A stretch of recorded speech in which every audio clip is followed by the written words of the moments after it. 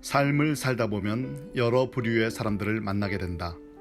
어떤 환경 속에서도 성장하는 사람이 있는 반면에 쇠퇴하는 사람도 있다. 또한 성장도 쇠퇴도 없이 그저 정체 상태에 머무는 사람도 있다. 결혼 생활에서도 마찬가지다. 세월이 지나갈수록 풍성한 결혼의 신비에 들어가는 사람이 있는데 비해 반대의 부류도 있다. 물론 모두들 성장하는 사람이 되기를 원할 것이다. 풍성한 결혼 생활의 기쁨을 누리고 싶어 할 것이다. 비결은 무엇인가? 바로 명사가 아니라 동사로 사는 것이다. 더욱이 나의 본질은 동사죠. 나는 명사보다 동사에 맞춰져 있어요.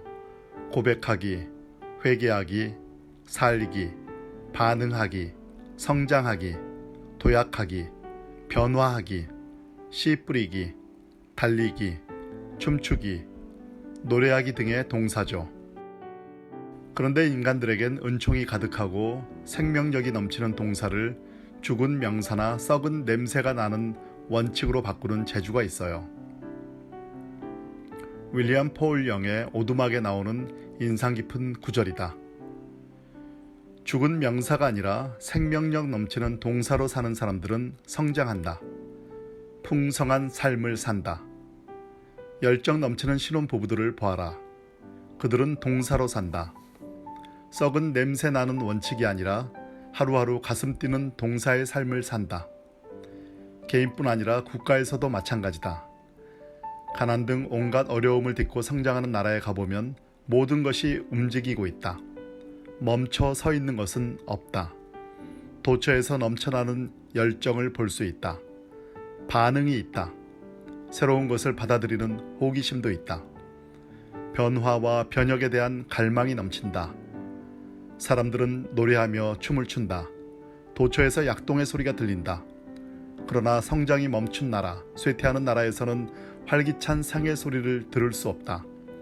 변화에 대한 갈망도 없이 그저 하루하루를 썩은 냄새 나는 원칙 속에서 살아가는 무덤덤한 삶들만 있을 뿐이다.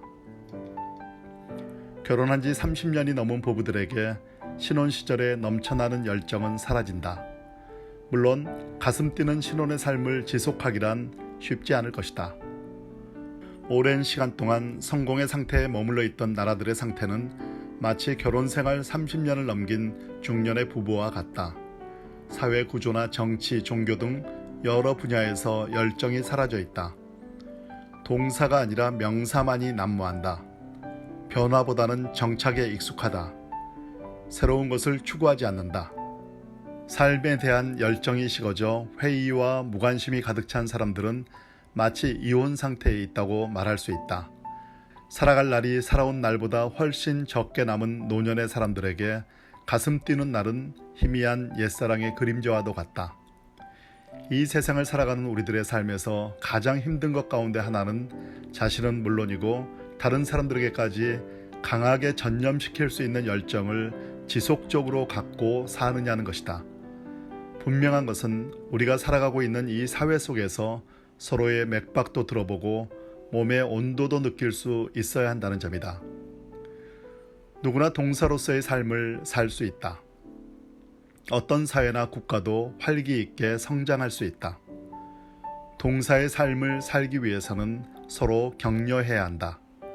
나 자신에게서, 타인에게서 아직 남아있는 진정한 가치를 찾을 수 있어야 한다. 조직과 국가의 숨은 가치를 발견해야 한다. 독일의 철학자 프리드리히 니체는 나는 인품의 바닥에 숨어 넘치는 오물의 냄새까지 맡을 수 있다고 말했다. 얼마나 삭막한가. 그러나 나는 말하고 싶다. 우리의 소명은 그 반대의 것, 즉 남아있는 숨은 가치의 냄새를 맡는 것이라고. 작가로서 나의 사명은 글을 쓰는 것이다. 단순한 글을 쓰는 것이 아니라 살아있는 글, 동사형 글을 쓰는 것이다. 나는 언제나 나의 글을 통해서 사람들이 성장할 수 있기를 소망한다. 그래서 한 줄의 글을 쓰더라도 독자들이 풍성한 삶을 살도록 유도하는 내용을 담으려고 노력한다. 이것이 내가 비은혜의 세상에서 은혜의 삶을 강조하는 이유다. 우리는 스스로에게 이렇게 질문해야 한다. 나는 지금 어떤 관심을 갖고 살아가고 있는가? 우리의 사회는 움직이고 있는가? 열정은 남아있는가? 동사의 삶을 살아나가는 노년들은 황혼마저 춤추게 만들 수 있다. 날마다 새롭게 동사의 삶을 사는 사람이 넘치는 사회는 언제나 성장한다. 당신은 지금 동사의 삶을 사는가? 아니면 죽은 명사의 삶을 살고 있는가?